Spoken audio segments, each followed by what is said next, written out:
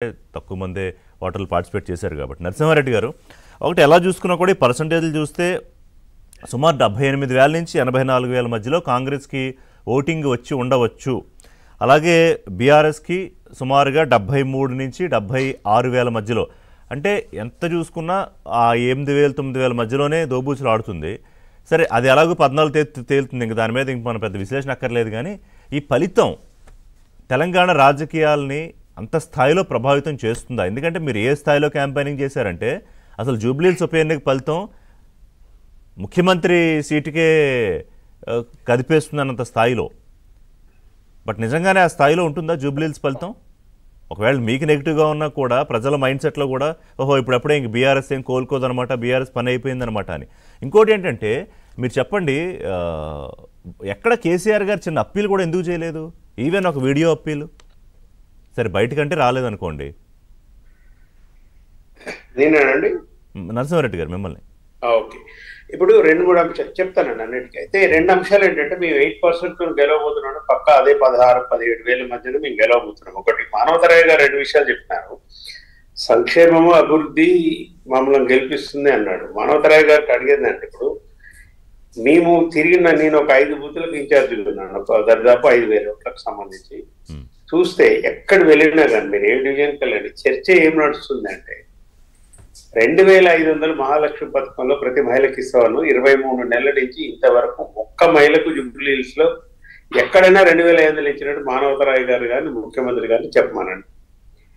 ముఖ్యమంత్రి గారు ఎంతసేపు ఉన్న వారి ఉపన్యాసాలు మీరు చూస్తే జూబ్లీహిల్స్ కు సంబంధం లేని అంశాలు, ఎంతసేపు ఉన్న ఎన్నికల నుంచి తప్పించుకునే ఉపన్యాసాలే తప్పితే సంబంధం లేని అంశాలు. రెండవది సంక్షేమం అన్నారు. 4,000 పెన్షన్ 2,000 నుంచి 4,000 చేస్తారు. 23 నెలలు అయిందండి. ఇవన్నీ 100 రోజుల్లో అమలు చేస్తే మన పథకాలు రిషి గారు ఎవరు చెప్పలే. వాళ్ళు విధించుకున్న టైమే 100 డేస్. మరి 100 డేస్ అయిపోయి 400 రోజులు అవుతుంటే కూడా 22 కానీ మీరు ఎన్నికల ముందు బాకీ కార్డు పట్టుకు వెళ్ళారు కదా, దానికి కూడా పెద్ద రెస్పాన్స్ వచ్చింది. అదే చెప్తున్నా నేను అదే చెప్తున్నాను. మూడవది, షాది ముబారక్ కేసీఆర్ ₹1,00,000 వేస్తుండు, మీరు తులం బంగారం ఇస్తామన్నారు. ఇక తులం బంగారం గురించి పొన్నం ప్రభాకర్ గారు ఏం మాట్లాడినారు, మిగతా వాళ్ళు ఏం మాట్లాడారు.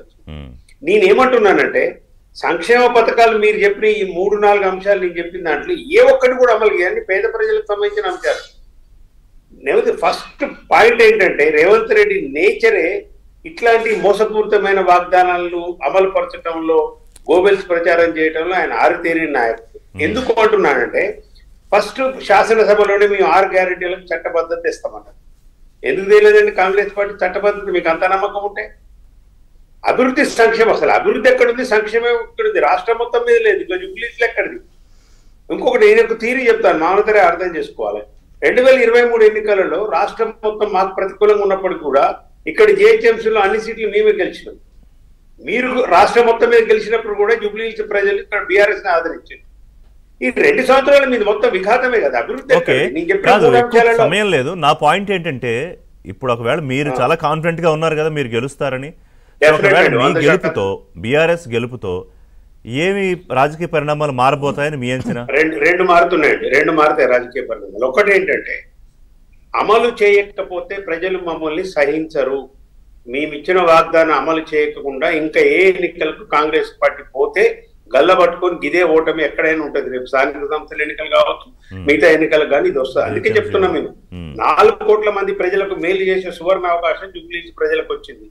అంటే మేము వాగ్దానాలు ఇస్తాము, ఎడాపడా చెప్పేస్తాము, అలవికాన హామీలు ఇస్తాము, అయినా మేము అమలు చేయము, అయినా మాకు ఓటేయండి అనే ఈ అహంకారం ఏదైతుందో రేవంత్ రెడ్డి ముఖ్యమంత్రి గారికి ఉన్న అహంకారం తగ్గాలంటే, అమలు కావాలంటే, మిగతా వాగ్దానాలు ఇవ్వని వాగ్దానాలు అమలు కావాలంటే కూడా ఖచ్చితంగా ఇక్కడ ఓటం వస్తే ఇంకా వాళ్ళు కళ్ళు తెరిచేసి మిగతా నేల మీదకి వచ్చి అమలు చేస్తారనేది ఒక అంశం.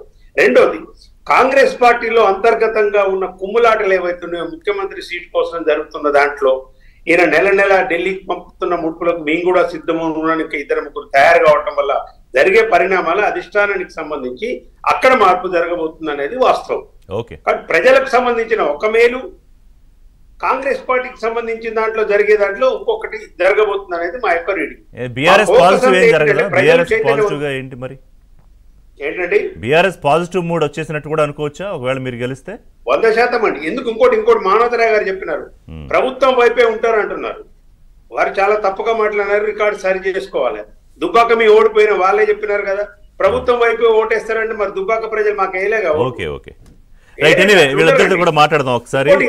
రిషి గారు బేసికల్ గా అందరు కూడా ఉన్న విఘ్నులు ఇద్దరు కూడా వాళ్ళు పార్టీ నుంచి రిప్రజెంట్ చేస్తున్న వాళ్ళు ఒక ఎన్నికకు మిగతా ఎన్నికలకు ఉప ఎన్నికలకు సంబంధించి 8 ఉండదు. కానీ మీరు అన్నారు మీరు ముడిపెట్టేశారు జూబ్లీహిల్స్ ఉప ఎన్నికకి ఏకంగా ముఖ్యమంత్రి పెట్టడానికి ముడిపెట్టేసింది మీరే.